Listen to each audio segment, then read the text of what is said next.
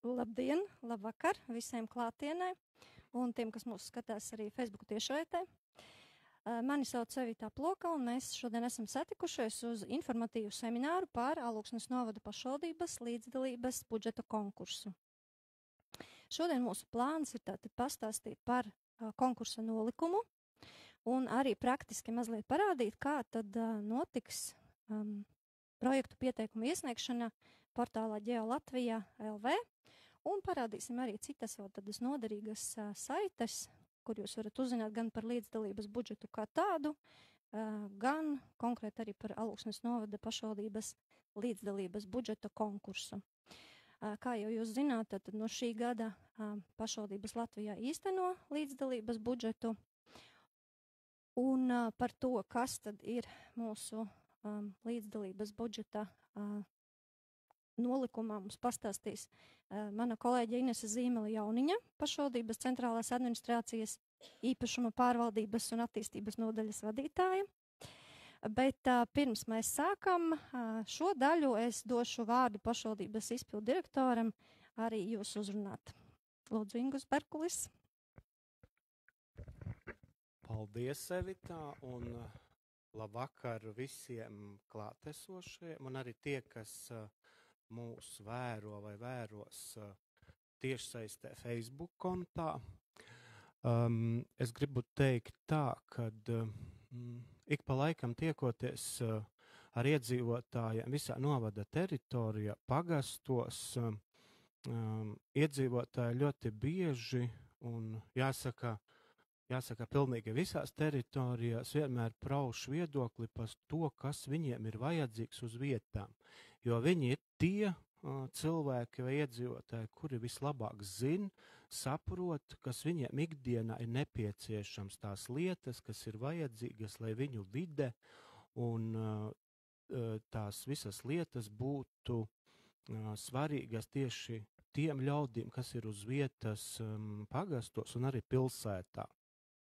Novads realizē dažādas lietas, sasniedz dažādus mērķus, kas saistīti varbūt ar lielākām lietām, ar Eiropas Savienības finansējumu un ne tikai, bet šīs detaļas, šīs mazās lietas, kas ir svarīgas jums, iedzīvotāji, ir noteikti vērā ņemamas, un šobrīd ir pienācis brīdis, kad šogad šī gada 2025. gada pašvaldības budžetā ir līdzekļi, lai aktīvi iedzīvotāji sāktu iesaistīties un caur līdzdalības budžetu arī realizētu visu manis pieminētu šīs mazās detaļas, kas ir vajadzīgas tad uz vietām pagastos.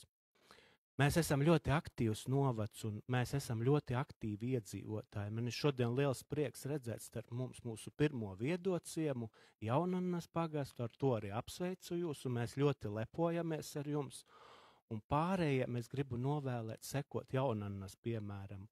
Un Jaunannas piemēram noteikti seko. Šodien starp mums ir arī kalncempieši, kuri ir ļoti aktīvi uzsākuši savu darbību un tikko viņi to ir pierādījuši savā pasākumā, kas bija Pēterdiena ar vairāk kā 100 dalībniekiem. Paldies par jums par to un noteikti tā turpiniet.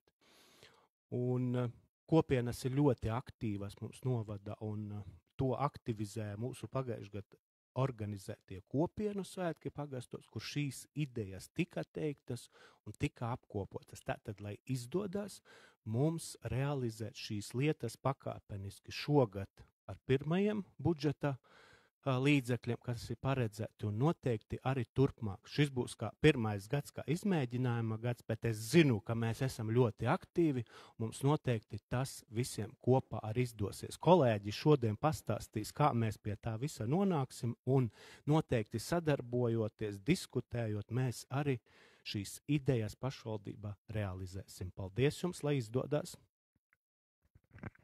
Jā, paldies Ingum par iedrošinājumu, un tad mēs tagad, cienot cita laiku, ķersimies pie darba. Inese rādīs un stāstīs prezentāciju, un tad jautājumu daļu, es domāju, mēs koncentrējam uz to brīdi, kad Inese ir beigusi stāstīt, jo tad varbūt visi jautājumi būs sarakstīti, izdomāts, viss, ko gribas uzzināt. Un tad dodu vārdu Inesei. Jā, paldies. Tātad sveiki, labvakar visiem. Mani sauc Inese Zīmele Jauniņa, esmu īpašumu pārvaldības un attīstības nodaļas vadītāja. Piedalījos arī nolikuma izstrādē un mēģināšu īsi un koncentrēti izstāstīt par līdzdalības budžeta projektu konkursu Alūksnes novadā. Kā jau kolēģi minēja, tātad no šī gada, no 2025. gada visās pašvaldībās saskaņā ar pašvaldību likumu, kā viena no iedzīvotāju iesaistes formām ir paredzēta obligāta līdzdalības budžeta ieviešana. Un līdzdalības budžets tātad ir process, kurā sabiedrība pieņem lēmumu par to, kam tiek izmantota daļa no pašvaldības budžeta, un tas ir veids, kā iedzīvotāji novadā tieši var ietekmēt publisko līdzekļu izlietošanu. Un atšķirībā no citiem projektu konkursiem līdzdalības budžetā iedzīvotāji ir tie, kas sagatavo, kas iesniedz projektus, kas paši lemj, nobalso par projektiem, savukārt par projektu ieviešanu ir atbildīga pašvaldība. Katra pašvaldības līdzdalības budžeta izlietošanas kārtību attiecīgajā pašvaldības administratīvās teritorijas ietvaros nosaka saistošie noteikumi, un tas ir līdzdalības budžeta nolikums, kurā iekšā ir atlases kritēriji, balsošanas kārtībā, īstenojumā projektu noteikšana un arī citi būtiski nosacījumi. Vienlaikus pēc pašvaldību likuma ir tā, ka ir noteikti valstī vienotie kritēriji, kas ir jāievēro pilnīgi visām pašvaldībām, kā piemēram tas ir, kas drīkst iesniegt projektu idejas un kā balsošana ir noteikta no 16 gadu vecuma. Svarīgi vēl ir tas, ka par iesniegtajām projekta idejām var balsot tikai administratīvajā teritorijā deklarētie iedzīvotāji. Un, lai pašvaldības varētu ieviest šo līdzdalības budžetu, tātad visā Latvijā Varams ir izveidojis atbalsta rīku, jeb līdzdalības budžeta informācijas sistēmu, kura sniedz iespēju, mēs arī parādīsim pēc tam, e-vidē visām pašvaldībām vienādies organizēt šo līdzdalības budžeta procesu, un iedzīvotājiem tātad ir vieglāk iesniegt, nav dažādas formas, katrā pašvaldībā iedzīvotājiem ir vieglāk iesniegt, un viss ir tātad pēc šīs vienas struktūras, kā tas notiek. Mēs, kā Alūksnes novada pašvaldība, tātad esam izstrādājuši domes saistošos noteikumus par Alūksnes novada pašvaldības līdzdalības budžeta nolikumu, ar kuriem saskaņā ir jāizstrādā un jāiesniedz šīs līdzdalības budžets. Šie noteikumi bija publiskajā apspriešanā, kad jebkurš no iedzīvotājiem varēja izteikt savu viedokli un sniegt savus priekšlikumus.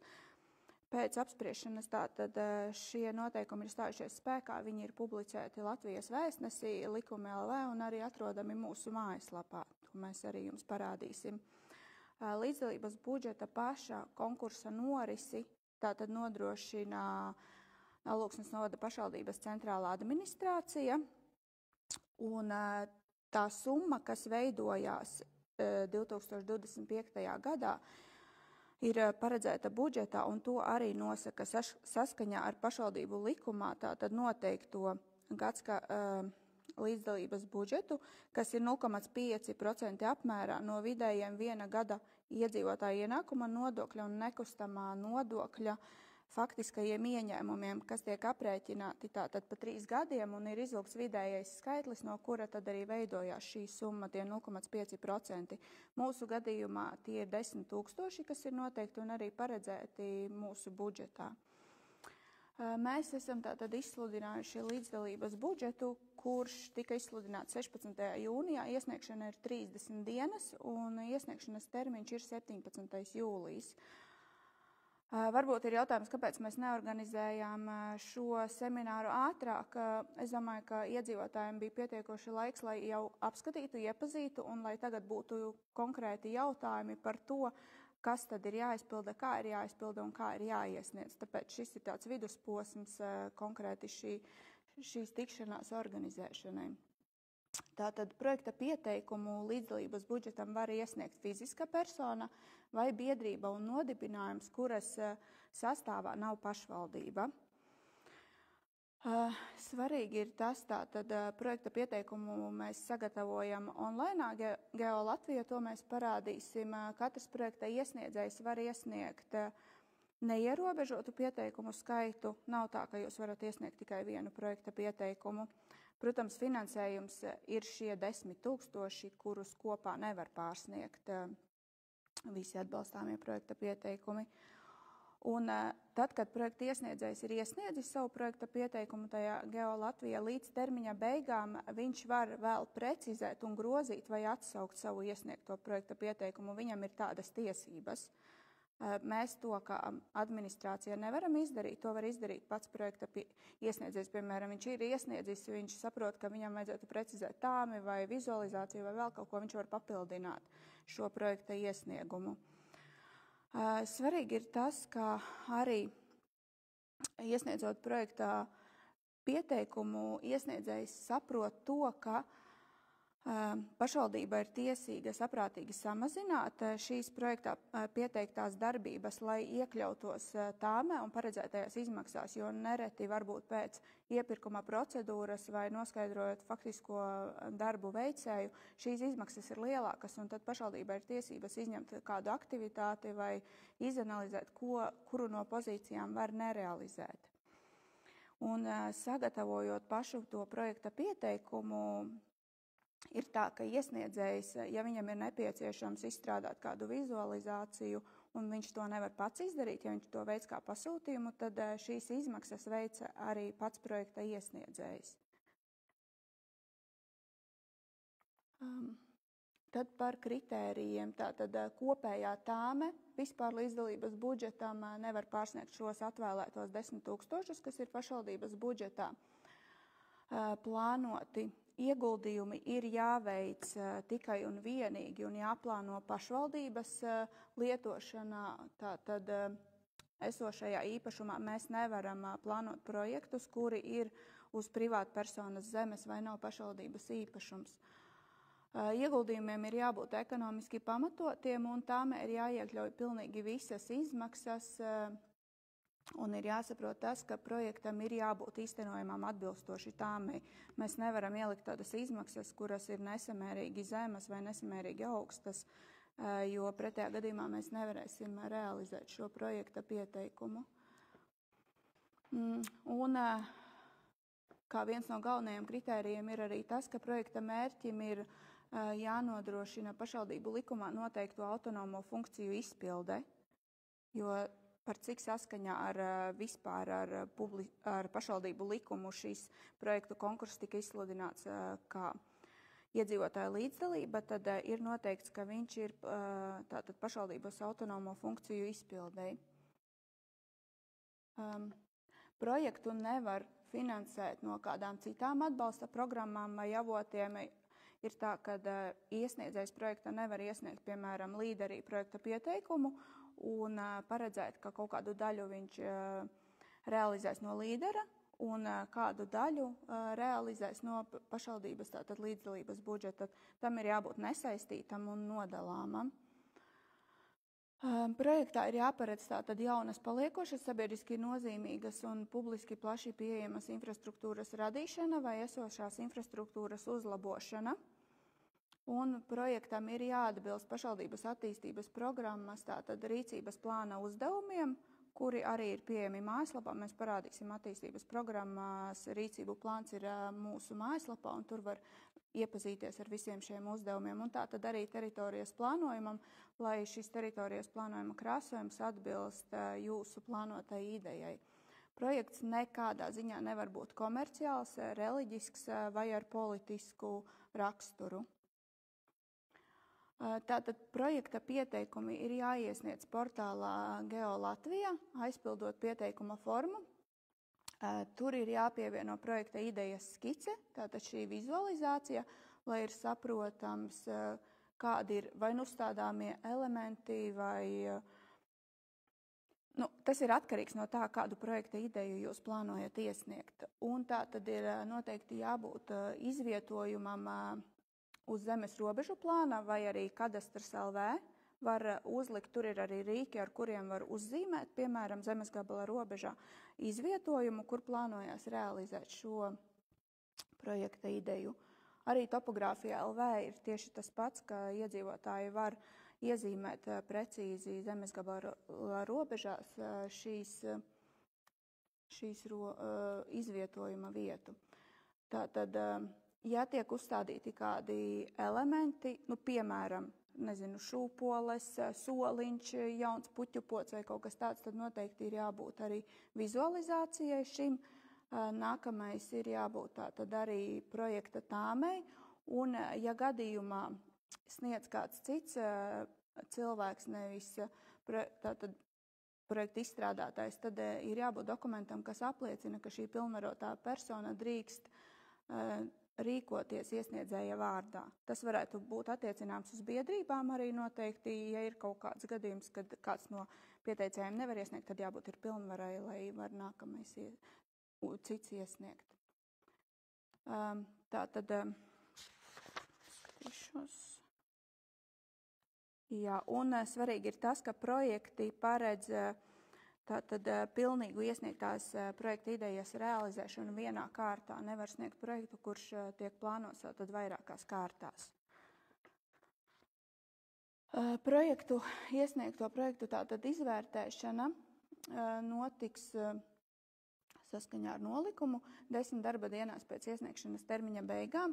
Pašvaldība tātad izvērtēs, vai šie projekta pieteikumi atbilst visiem kritērijiem, kas ir norādīti nolikumā, pārbaudīs, vai projektus vispār ir reāli īstenot, gan izmaksas, gan arī šis plāns, ko ir plānots tātad īstenot. Un, ja būs nepieciešama papildus informācija, tad noteikti sazināsies ar projektu iesniedzējiem, izstrādātājiem un lūgs tātad kaut kādu papildus informāciju vai viedokli, un līdz ar to tad projektu termiņu drīkst pagarināt par 20 darba dienām šo izskatīšanas termiņu. Tālāk visas projektu idejas, kuras ir atbalstāmas un kuras ir tātad atbilstošas, tiek nodotas sabiedrības balsojumam. Šis sabiedrības balsojums notiek arī elektroniski, kas ir tajā pašā vietnē GeoLatvija LV. Tātad balsot var visi deklarētie Alūksnes novada administratīvajā teritorijā iedzīvotāji, kuri ir sasnieguši 16 gadu vecumu. Un balsošana tātad notiek autorizējoties caur GeoLatvija LV, kur tiek pārbaudīta tātad personas identitāte un atbilstība balsošanai. Jūs nevarat, piemēram, ja jūs esat deklarēts Alūksnē, ieiet Liepājas projekta idejā un nobalsot par to.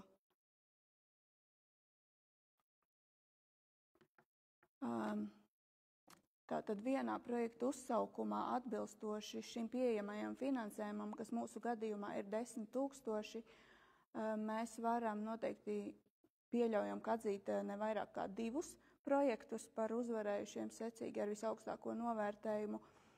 Un gadījumā, ja tiks saņemti tātad projektiem vairākiem vienāds balsu skaits, tad finansējums tiek piešķirts tam, kurš iesniedz pirmais šo projekta pieteikumu.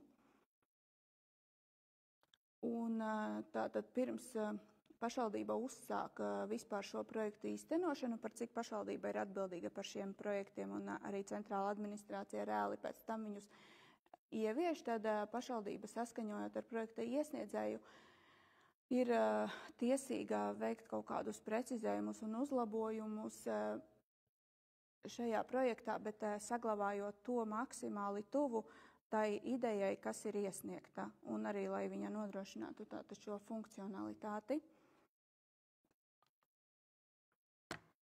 Tā, tas mums bija par pašu nolikumu. Es domāju, tagad mēs varētu, kā mums tur bija Alta,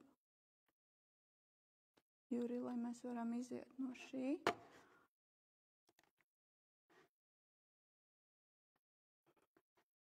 Evitiņ, tu nāksi parādīt. Alūksnes novada tātad pašvaldības mājaslapā sadaļā dokumenti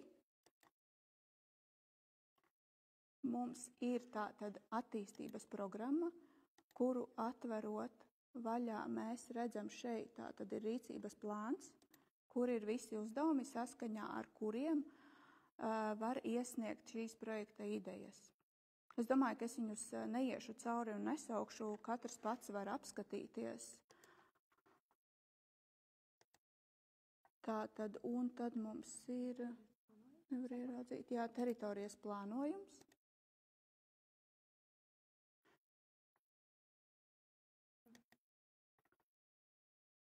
Arī šeit mēs ieejam un redzam teritorijas plānojumu un krāsojumus visus, lai mēs iesniegtu atbilstošu ideju. Tad šeit tuvāk pieejot vienalga izvēloties mazliet lēns internets. Piemēram, paņemam Jaunalūksnes pagastu.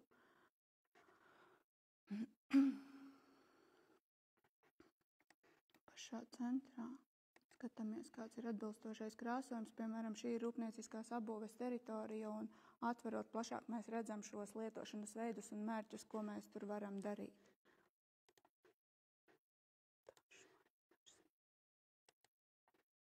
Un saistošie noteikumi. Un šajā sadaļā pie saistošiem noteikumiem mums ir arī tātad šis līdzdalības budžeta nolikums, kurā ieejot automātiski mēs esam Vēstnesis LV, kuri ir arī tātad šis apstiprinātais Alūksnes novada pašvaldības līdzdalības budžeta nolikums, kur ir visi kritēriji jau tie, ko es nosaucu, un balsošanas kārtība un iesniegšanas kārtība.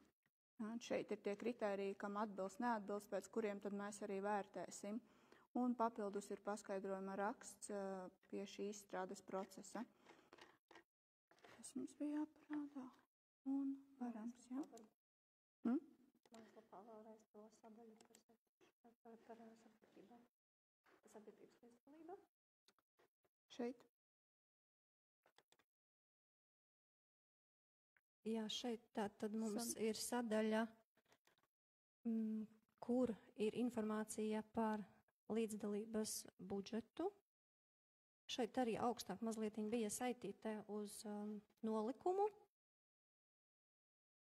Un te mēs arī publicēsim jaunāko informāciju, ja tāda būs par, piemēram, pieteiktajiem projektiem, par balsošanas sākšanu. Jā, te ir arī pilnīgi visi linki, kuros var ieiet un atrast visu papildus informāciju. Ja ir vēlme papildus plašāk iedziļināties vispār par līdzdalības budžetu, tad varam mājaslapā ir pilnīgi viss sākot no paša sākuma par līdzdalības budžetu, kā tas tika izstrādāts. Tur ir arī visas prezentācijas, kas ir pašvaldībām rādītas, informatīvie materiāli, biežāk uzdotie jautājumi un jaunumi. Šis ir viss, kas attiecās gan uz iedzīvotājiem, gan uz pašvaldībām. Tā, es domāju, mēs varam iet uz... Varbūt ir kāds jautājums jau radies? Jā. Es došu mikrofonu, lai dzird arī tie, kas mūs klausās. Paldies. Dintra Zvēniece. Saprotu, ka tad mazāk pa 5000 tā kā nevajadzētu rakstīt, ja divus tikai projektus atbalsta. Tā mēs plānojam, ka tie varētu būt 2 projekti, ir 10 000 ir kopējais maksimālais. Nav noteikta minimālā projekta summa un nav noteikta maksimālā projekta summa. Noteikti var rakstīt Izņemot to, ka nevajadzētu pārsniegt tos 10 000. Jā, nav noteikta minimālā un maksimālā. Drīkst rakstīt projektu arī pa 2000. Viens varbūt pa 2, varbūt kāds iesniegs pa 8000 projektu. Ir ļoti grūti paredzēt, kādas aktivitātes iedzīvotāji ir plānojuši. Bet tad tie ir projekti pārsvarā tikai? Tie ir infrastruktūras projekti. Jā. Un tā tad, lai mēs nonāktu pie infrastruktūras projekta, laikam jābūt sākumā tai kaut kādai domai, ko es savā teritorijā gribētu izdarīt, un tad ir jāpaskatās attīstības programmā un teritorijas plānojumā. Pareizi? Jā, principā jāpaskatāmies attīstības programmā pie rīcības uzdevumiem. Es varbūt varu tomēr piemēram kādu nosaukt, lai ir vieglāk. neņemsim tādus lielos, kas ir uzņēmēja darbības attīstība, bet kā piemēram rīcības uzdevums rīcības virziens tātad nodrošināt vienlīdzīgas iespējas brīvā laika pavadīšanai ikvienam iedzīvotājam, un tur kā viens no uzdevumiem ir veicināt saturīgu un aktīvu brīvā laika pavadīšanas iespēju pieejamību. Jūs varat būt ļoti radoši un ļoti plaši saskatot katrs savā teritorijā to, kas ir nepieciešams uzlabot esošo vai papildināt esošo infrastruktūru, kas ir pašvaldības īpašumā. Te ir tiešām ļoti daudz iespēju, ko mēs varam darīt. Tas ir tikai kā viens no piemēriem. Jā, mums ir jautājums šeit. Jautājums par to pašu. Projektu drīkst realizēt tikai uz pašvaldības zemes, tas ir ārā, vai drīkst arī pašvaldības telpās? Pašvaldības īpašumā. Īpašums ir arī iekštelpa, gan ēka, telpas, jā, bet tam ir jābūt pašvaldības īpašumā esošam. Vēl kādi jautājumi klātesošajiem? Varbūt ir jau kādas domas jau varbūt ir, un ar saistībā ar tām ir kādas neskaidrības. Vai vēl nē? Jā, būs mums vēl viens jautājums. Labdien, esmu Mārīte. Man ir tāds jautājums. Vai tajā Geo Latvijā var arī redzēt, teiksim, ir aizaudzis sporta laukums dotai brīdī, bet vai var redzēt, ka kādreiz viņš oficiāli tur bijis ierīkots? Kā to var pārliecināties? Ka tas objekts ir nevis pašdarināts pašvaldības īpašumā, bet ir tiešām bijis apstiprināts un tagad ir tikai atjaunošanas darbs. Lai zinātu cik dziļi ir jāpēta. Ir tā, ka šis līdzdalības budžets un šis rīks ir izveidots no 2025. gada jaunajiem projektiem, ko mēs iesniedzam. Mēs neredzam iepriekšējos projektus šajā rīkā, ko ir realizējusi pašvaldība. Jūs domājat par nesakoptu teritoriju? Es gribu saprast to, ka tad, kad ierīko sporta laukumu, tad veids visas izpētes, analīzes un infrastruktūra pašvaldībai paliek sporta laukums. Kur var noskaidrot, vai šādas darbības tam laukumam ir bijušas? Ja tas ir bijis pašvaldības realizēts projekts, tad to var noskaidrot Es to nezinu, vai pašvaldība viņu realizē, bet reāli tas ir uz pašvaldības zemes. Jā, bet tad mums ir jāskatās konkrēts piemērs. Mēs varbūt pēc šī semināra jūs varat nosaukt konkrēto vietu un mēs varam precizēt. Okay, paldies. Ja? Vai mums ir vēl kādi jautājumi radušies? Ja vairāk konkrētu jautājumu nav un arī Facebookā pašlaik neredzu ierakstītus jautājumus. Mēs tūdaļ Mēs tiksim tagad pie šīs te Geo Latvijas, un tad mēs arī parādīsim tik daudz, cik mēs šobrīd varam parādīt, tā skaitā arī par balsošanu. Mēģināsim tik tālu ieiet. Jā, bet tad es varbūt došu Inesai vārdu, nodemonstrēt, kas tad ir Geo Latvijā un kā tad tajā strādāt tieši šobrīd saistībā ar līdzdalības budžeta projektu sākumā iesniegšanu un pēc tam arī balsošanu. Tā tad atveram Geo Latvija LV. Katrs ejam iekšā šajā sadaļā mana darba vieta, autentificējamies, ir iespējami tātad ļoti dažādi veidi, kā mēs to varam izdarīt, sākot no EID un e-paraksta Smart ID ar jebkuru bankas identifikācijas līdzekli. Mēs ieejam iekšā.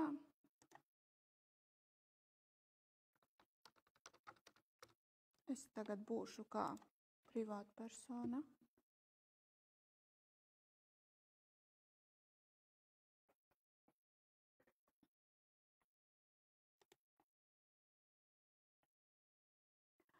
Mēs esam tātad iegājuši iekšā šajā sadaļā, un tad katram vēl ir nepieciešams šeit pie mana līdzdalība verificēt savu profilu, lai jūs pēc tam varat iesniegt šo projekta pieteikumu un aizpildīt. Man viņš ir verificēts un jau aizpildīts, bet principā jūs šajā vietā aizpildat vārds uzvārds ir automātiski, jūs ierakstat savu e-pasta adresi un nospiežat verificēt, un jums atnāks uz e-pastu links, kuru jūs uzspiežot, varēsiet tālāk darboties savā profilā. Tā, aizejot uz sadaļu, tātad līdzdalības budžets.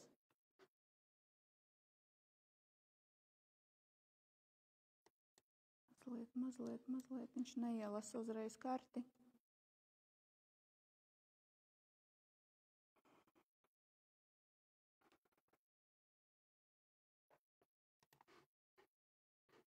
Uzspiežot uz Alūksnes novada, mēs tātad varam ieiet projektos un aktualitātēs. Šeit mēs redzam projektus un termiņu, līdz kuram ir iespēja iesniegt tātad projektu. Ir nolikums redzams un arī kontaktpersona. Lai mēs iesniegtu projektu, mēs spiežam uz sadaļas projekti. Kartē mums ir jāatlasa vieta, kurā mēs vēlamies realizēt savu projektu. Nu, piemēram, es tagad vienkārši uzspiedīšu. Viņš tā man lasa. Viņš ir kaut kā.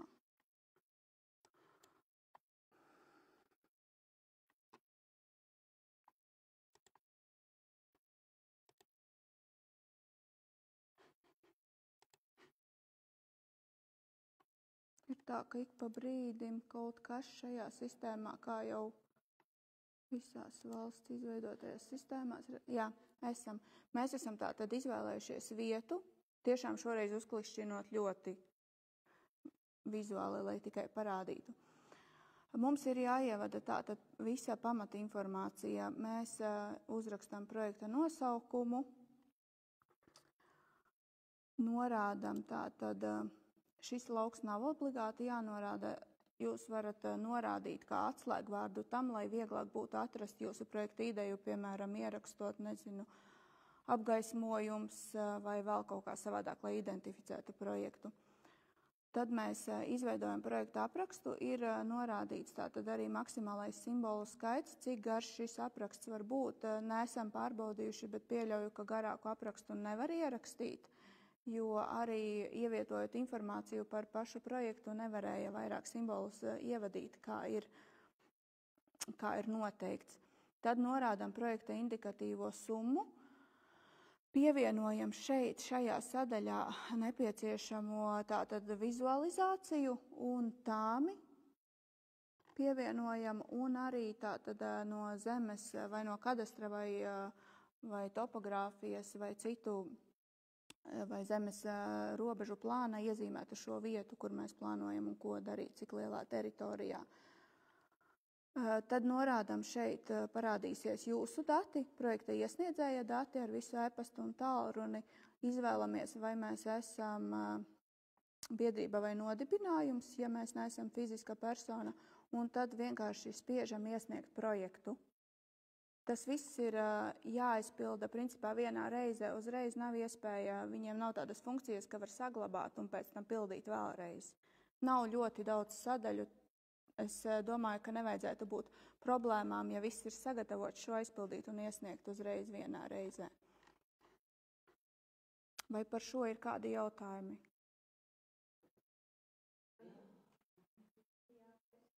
Sākšu ar jautājumu aizmugurē.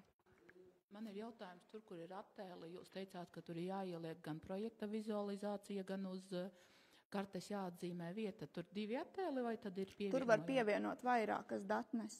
Tur var vairāk. Jā, Paldies. jā. Lūdzu, jautājums Dzintrai. 3000 zīmes, tas ir viena āča. Viņa tā kā jāieraksta, viņu nedrīkst iekopēt, sagatavot Wordā. Sagatavot Wordā, viņu var iekopēt, jā. Arī preses relīzi mēs tieši tāpat Evita bija sagatavojis un mēs iekopējām, jā. Lūdzu, vai vēl kādi jautājumi šajā brīdī? Droši.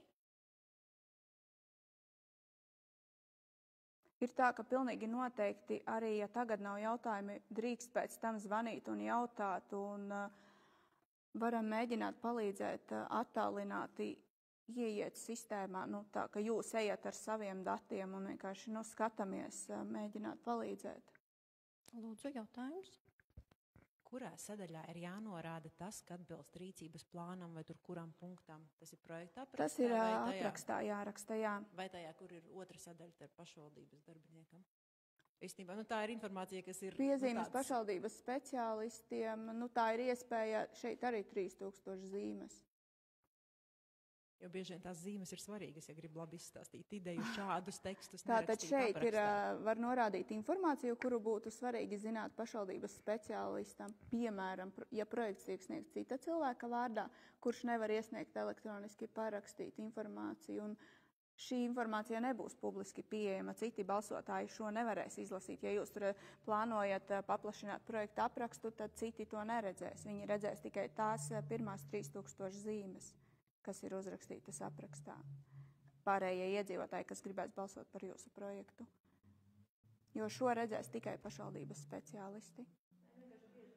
Jā, es saprotu. Bet ja jūs uzrakstat, piemēram, atbilst attīstības programmas cipariņus jau pietiek, nav jau viss garais nosaukums jāraksta. Mēs jau to pēc tam paši varam atrast un identificēt. Jā, labi. Vai ir vēl kāds jautājums par procesu, kas ir jāveic šeit? Mēs varam varbūt mēģināt atrast kādas citas pašvaldības projektus, kur jau ir iespējama balsošana. Virninieks, Rēzekne, jā.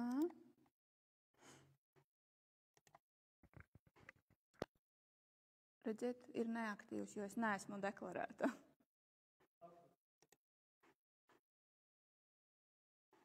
Tātad viņi ir plānojuši skulptūru parku izveidi. Šeit ir ielikta arī vizualizācija, apraksts, izmaksas un arī tātad pievienotās datnes. Šo visu varēs redzēt visi pārējie iedzīvotāji, kas vēlēsies apskatīt un nobalsot par jūsu iesniegto projektu. Un, principā, jā, tad, kad ir aktīvs, tad šeit var nobalsot, un jūs esat nobalsojis, un tas arī viss. Šķiet diezgan vienkārši. Varbūt vēl par balsošanu runājot, līdz kam mēs vēl tā kā neesam tikuši, mums vēl tas pirmais solis jāspēr tāds pamatīgs. Bet pie balsošanas, tad nobalsot šajā rīkā, varēs atkal visi tie, kam ir kādi no autentifikācijas rīkiem, kurus jūs jau redzējāt pie iesniegšanas. Savukārt cilvēki, kuriem nav neviena no šiem autentifikācijas rīkiem, varēs vērsties tad bibliotēkās vai šeit arī Alūksnē, valsts un pašvaldības vienotajos klientu apkalpošanas centros, kur bibliotekāri palīdzēs tad šo darbiņu godam izdarīt. Varbūt ir vēl kādi jautājumi, vai Inese vēlas kaut ko pastāstīt, ko mēs varbūt nepastāstījām? Viens teikums gadījumā, ja finansējums visi 10 000 netiek izlietoti, tad šajā periodā tas tiek pārcelts uz nākamo periodu. Tātad, ja paliek atlikumā, piemēram, 2000 un nākamajā gadā mēs plānojam līdzdalības budžetam 10 000, mēs atlikumu pārceļam un kopā jau ir 12 000. Jā, mums ir vēl viens jautājums. Jā, tas skatoties uz vairākiem gadiem, kā ir, ja teritorija, piemēram, šogad konkursā uzvar un dabūna finansējumu, vai viņa drīkst startēt arī nākošajā gadā? Šis nolikumā tā konkrēti vismaz nav redzams. Ir tā, kā es iepriekš minēju, ka ir jābūt projektam pabeidzamam, viņš nevar būt kārtās. Tas ir atkarīgs no situācijas. Jūs nevarat uzliet, piemēram, vienu ceļa posmu, nākamgad turpināt uz priekšu šo ceļa posmu. Ir jābūt, piemēram, vienā gadā jūs uzliet asfaltu, nākamajā gadā jūs uzstādat, soliņus, veicat labiekārtojumu puķu dobēm. Mans jautājums bija domāts tāds, piemēram, šogad Jaunanna dabūjam projektu, Šūpolis, piemēram. Mēs nākošgad kā Jaunanna drīkstam startēt ar citu ideju? Ar citu ideju, jā. Labi. Nevar būt vienas idejas turpinājums vairākās kārtās, jā. Jūs drīkstat, ja iedzīvotāji nobalso, protams, un jūsu idejā ir atbilstoša un pirmā, tad drīkst realizēt, protams. Nu, ko, paldies par jautājumiem. Vai varbūt ir radies vēl kāds viens jautājums? Jā. Viens cilvēks var balsot vienreiz. Jā. Jāizvēlas tuvākais, mīļākais. Jā. Viens cilvēks drīkst nobalsot vienreiz, jā, jo tā sistēma neļaus nobalsot vairāk kārtīgi. Jā, tā ir. Nu ko, ja vairāk jautājumu nav, tad liels paldies visiem, kas šo vakaru atradāt par iespējumu veltīt šai sanāksmai, šim semināram. Paldies arī visiem, kas pieslēdzās mums Facebookā un paskatījās mūs. Saglabāsim ierakstu, noteikti varēs noskatīties vēlreiz.